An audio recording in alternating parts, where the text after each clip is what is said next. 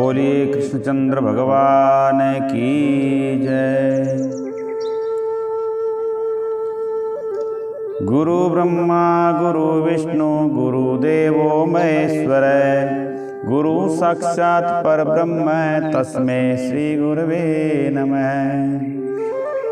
अखंडमंडलाकारं व्यापतं येन चराचरं तत्पदं दर्शितं येन तस्मै श्री गुरवे नमः। नारायणं नमस्कृत्य नरं चैव नरोत्तमं देवी सरस्वतीं व्यासं ततो जयमुदीरये। जय श्री कृष्ण। राधे राधे। भगवान की पावनी मंगलमयी कथा को देव ऋषि नारद जी महाराज बड़े भाव के साथ कथा सुना रहे हैं। सूत जी महाराज ऋषियों को कथा सुनाते हुए कहते हैं, एक सूरदास का नाम का राजा भी हुआ है सूर्य वंश में, और वह भी गंगा जी के जल के प्रभाव से भगवान के परम पद को प्राप्त हुआ। तो ऋषि पूछने लगे, बोले महाराज किस कारण से वो सूरदास राक्षस हुआ, कथा विस्तार से बताइए। तो सूत जी कहते हैं कि हे ऋषियों, एक समय धर्मज्ञ राजा सूरदास शिकार खेलते हुए वन में गया। अनेक मृगों का शिकार करते करते और भूख प्यास से दुखित हो राजा नदी के किनारे आया। तो नदी के किनारे उसका पुत्र नित्य कर्म करता था। राजा रात्रि में अपने पुत्र के साथ रहे और प्रातः काल होते ही फिर तलाश में शिकार करने निकल पड़े। तब राजा ने घूमते घूमते शिकार करते करते एक कंदरा में एक बाघ और एक व्याघ्री जिनको देखा। राजा ने उनको देखते ही धनुष पर बाण चढ़ाया और उन पर बाण छोड़ दिया। बाण लगते ही वह व्याघ्री घायल हो गई और वहीं पर गिर पड़ी और मर गई। तो जो बाघ था उस बाघ ने राक्षस का रूप धारण करके और बड़े क्रोध में आकर के कहने लगा कि हे राजन, तुमने मेरे साथ बड़ा अन्याय किया है, मेरी स्त्री को तुमने मार दिया है, इसलिए मैं तुमसे बदला अवश्य लूंगा। राजा वहां से घोड़े को दौड़ाया और नगरी में आकर के अपने मंत्रियों से सारी बात कही। तो राजा सूरदास ने अश्वमेध यज्ञ करवाया, गुरुदेव वशिष्ठ जी को बुलाया, विधि पूर्वक यज्ञ किया। यज्ञ समाप्त हुआ तो गुरुजी बोले, राजन मैं स्नान करके आ रहा हूँ। तो राजा भी स्नान करने गए और गुरुदेव भी स्नान करने चले गए। और कहते हैं जब राजा गुरुदेव से पहले स्नान करके आए तो वह राक्षस जो राजा को वन में मिला था, जो बदला लेने के लिए कहा था, वह आया और गुरु वशिष्ठ जी का रूप बना करके और आकर के राजा से कहने लगा कि हे राजन, आज हम मांस खाएंगे, इसलिए हमारे लिए आज मांस का भोजन बनवाओ, हम स्नान करके अभी आते हैं। राक्षस वहां से चला गया और उसके बाद राजा ने रसोइये से कहा कि गुरुजी ने आज जो मांगा है वही भोजन पका करके दीजिए। अब महाराज मनुष्य का मांस पका दिया गया। जब वास्तविक गुरु वशिष्ठ जी स्नान करके आए तो राजा ने सोने की थाली में सजा हुआ मांस मिला हुआ भोजन गुरुदेव को परोस दिया। और जब तब गुरुजी ने ज्ञान दृष्टि से देखा कि ये तो मांस का भोजन है, तो क्रोधित होकर के राजा को श्राप दे दिया। बोले हे राजन, तुमने मांस खिलाने की चेष्टा की है और राक्षसों का भोजन हमें दिया है, इसलिए जाओ तुम राक्षस हो जाओ। हे गुरुदेव, आपकी आज्ञा से भोजन बनाया है, राजा कहता है। तो गुरुदेव ने देखा कि राजा तो खुद भी छल कपट में आ गया, क्योंकि उस राक्षस ने मेरा रूप धारण करके ऐसा भोजन बनवाया है।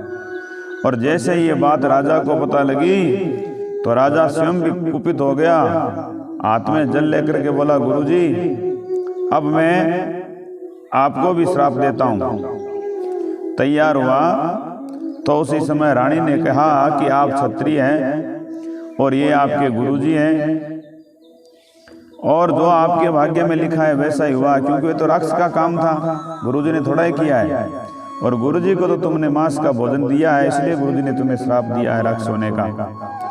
इसलिए जो गुरु के सामने अहंकार करता है, जो कटु वचन कड़वे वचन गुरु को बोलता है, उसे भी नरक में जाना होता है। इसलिए क्रोध को त्याग दीजिए। राजा के हाथ में जो जल था उसे नीचे डाला, अपने पैरों पर गिरा तो पैर काले पड़ गए। तो उन राजा का नाम एक और हुआ, कलमास्पाद के नाम से विख्यात हुआ। राजा क्षमा मांगने लगा।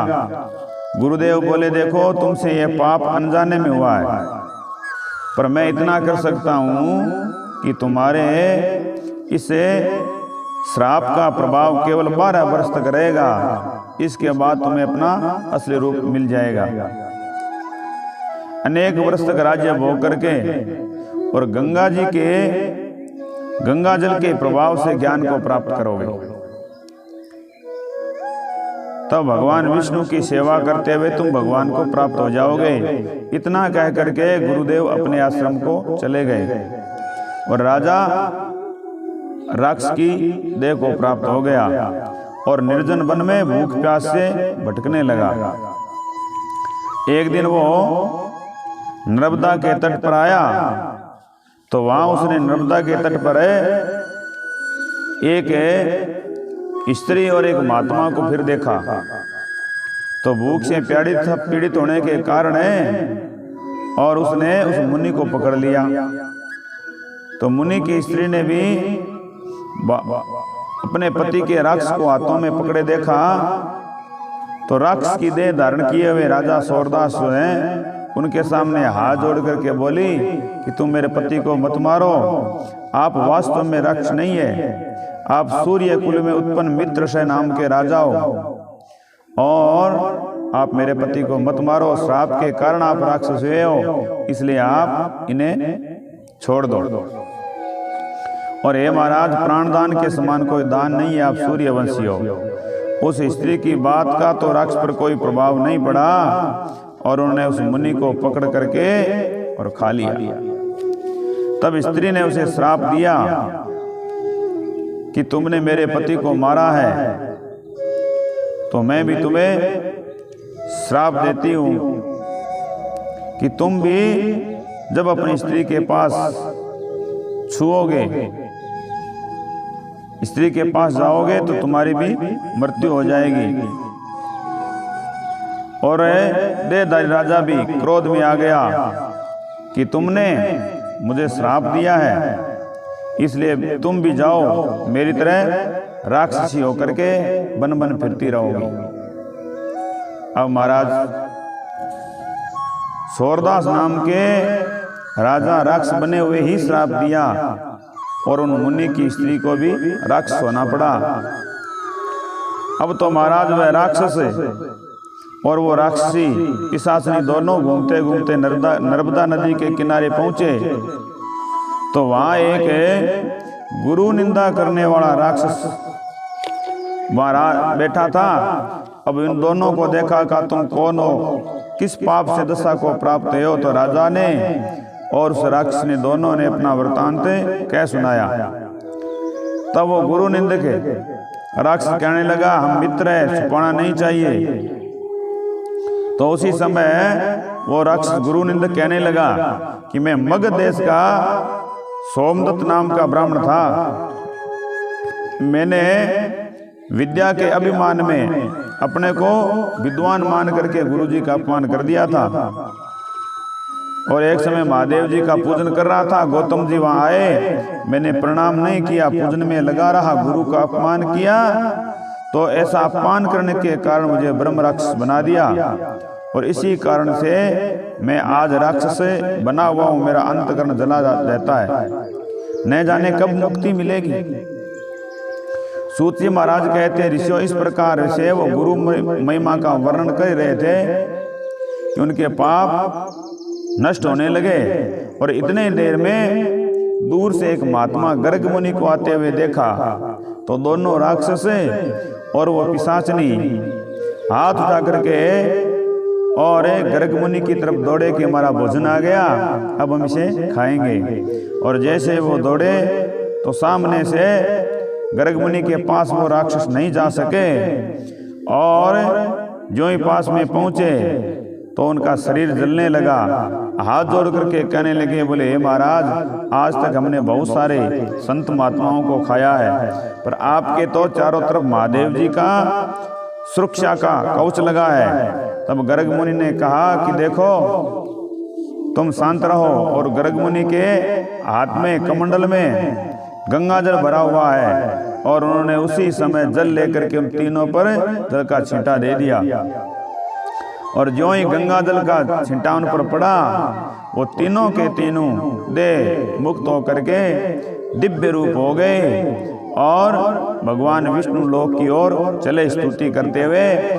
कलमास पास जो था अपने रूप में प्रवृत्त हुआ, वो राजा बन गया राक्षस से। वो सोच में पड़ गया कि जो स्त्री मुनि की पत्नी जो थी राक्षसी बनी थी वो भी मुक्त हो गई, गुरु निंदक राक्षस था वह भी मुक्त होकर के जाने लगा, पर मैं तो राक्षस से मनुष्य बना हूं। तब उसी समय गर्ग महात्मा बोले कि सोच में मत पड़ो, तुम जाओ अपना राज सुख भोगो, और भोगने के बाद तुम विष्णु लोक को प्राप्त हो जाओगे।